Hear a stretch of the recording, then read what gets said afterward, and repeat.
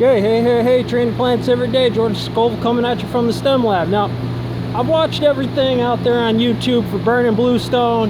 Some landscapers doing it. Sketchy to them, sketchy. So we're out here at Johnson & Rhodes Bluestone, and I'm going to give you the proper tutorial on what industrial style burning bluestone is about. We make pallets of this stuff every day. Treads, pattern, specialty stuff other people are working on. So firstly, there's two kind of blocks that come out. You know, we got tread block that comes out, and we'll burn the top of it, and we'll get that whole top edge done just like we do a slab or a face on a tread, which I'm going to show you in a minute. Exactly the same process. We use exactly the same head for it, the big dog. And then there's secondary cutting treads where they might have rough ends or they're recuts or something along those lines. Single treads that come off that don't have their rough ended, or sills that have a rough top edge, and we got to cut that back off. Depending on what the order is, depending on what kind of rock we get that comes in, it's important to know this stuff given what kind of cuts we make for it, because it's really critical when you do burn and what you have to do to the corners and what type of rock it is. Some rock is real easy to burn, some rock is real hard to burn, especially bluestone, because there's top of the bed, bottom of the bed, multiple different quarries and stuff like that, and we got to know that stuff. It really makes a difference on our process when we go to do those things. So I did set up something little here. We're going to hit one out real quick, and I'm going to show you what I do. So first things first, when it comes off to you like this, we don't have to do much to it. When we do slabs, we do the faces all across the board first, but it's the same process here. And when we're doing a face, there isn't really a lot of work to do, but if you were to recut it or have a secondary cut where you got to burn the edges, there is processes that you should do if you're properly burning bluestone. Okay, so I'm going to set one up here. First note is we got to wet everything down. It should be really, really wet, and you want a fast burn. The faster you burn, the less grooves you leave in a rock. So you see a lot of guys with acetylene and propane, or acetylene and oxygen. We use propane and oxygen because it burns real hot, real fast with high pressure, and it leaves a better finish on the rock. And again, certain types of rock burn easier, certain types of rocks burn harder, and sometimes you just can't get away from leaving some grooves in the face, but the goal is to leave it as smooth as possible, just with a thermaling edge, which is a vapor explosion which blows off a little piece of the rock. So I do have one here. The other side is already done, but I just wanted to do it for demo purposes to set you up here. We'll get going. So I'm gonna set you up. Hang out for the ride, everybody. Goggles, mask, gloves.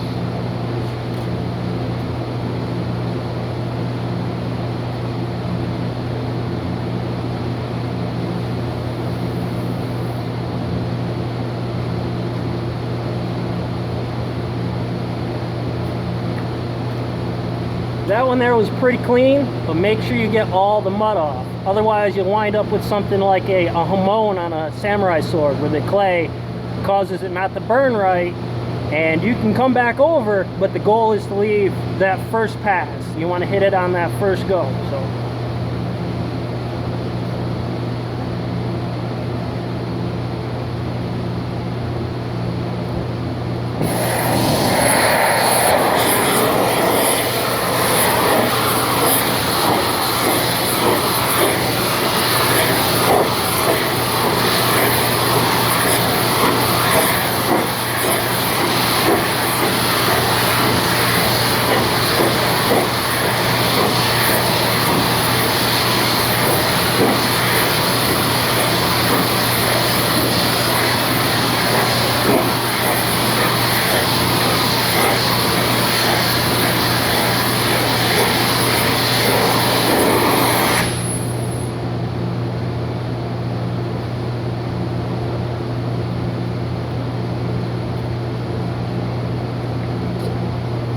okay, so I forgot to do a finishing pass, which is usually I just run it real quick around the edges.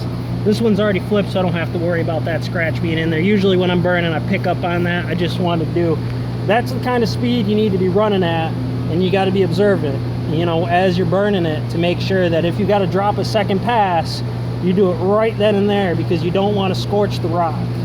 And again, that's what you're looking at there. Nice pretty thermal face. Again, I usually would come right around the edges with that torch, just real quick on that pass to finish it out.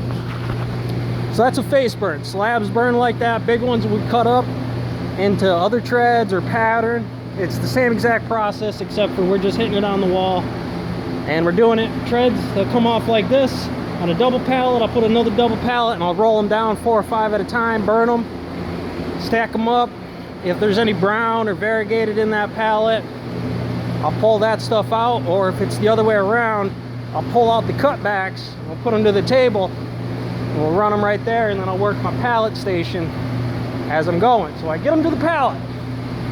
Okay, we got them to the pallet. Now, critically important, especially if you're a landscaper, this is why you want to come to us. We got the product, we got the overhead, we do it all day, every day. But if you do have to make a cut or something to make a specialty fit off of some tread you get, and you want to fix that because you got to burn it, make sure you tap it first. Critically important that you tap your rock. The reason you want to come to us is in case, you know, when we make cuts, sometimes we can overcut reed. We can flip an edge over so you can get that long edge and get them 2 shorts. And you know, we know what we're looking at, we know how to read rock, we know how to pull out the brown, we know how to cut over a reed so that way it's still a solid rock, and we finish correctly, so we make sure that what our customers get are solid product. And you know, whether it be 16s, 14 8-footers, or your game of 12s, sills, doesn't matter, they all play the same game, you run them the same way. So I'm going to show you how to tap some rock real quick. Hopefully I can set this up so you can see. Okay, so get your chisel.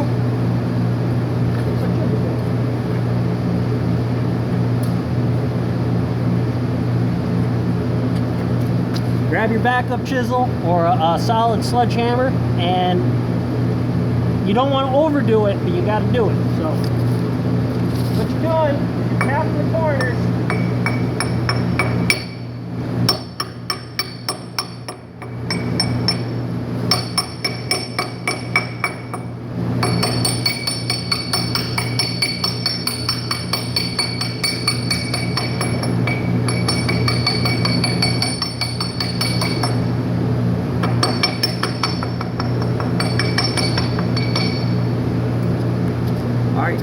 So you're tapping the corners, and the goal is to leave a little chip. You want to hit it in such a way that the chip comes off like flinting into that face. You don't want to come down.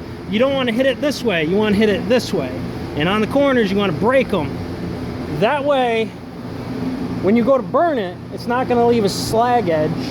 And also, if it does, all you have to do is take that torch or chisel and run it across it, and all that slag's are going to come off. So you have nice clean product. All right, and your corners are going to be a lot better off for it, so that way you don't blow them out after you cut it. Hot torch, keep it wet, tap your edges. Now the reason we do this is to check for a reed. You know, most of this rock is going to be solid, but with frost and freeze, it'll open up after time, so we make sure that we leave good product. And we do that by thermaling all 3 edges. That's our standard, unless the customer asks otherwise, which a lot of companies will do it the other way.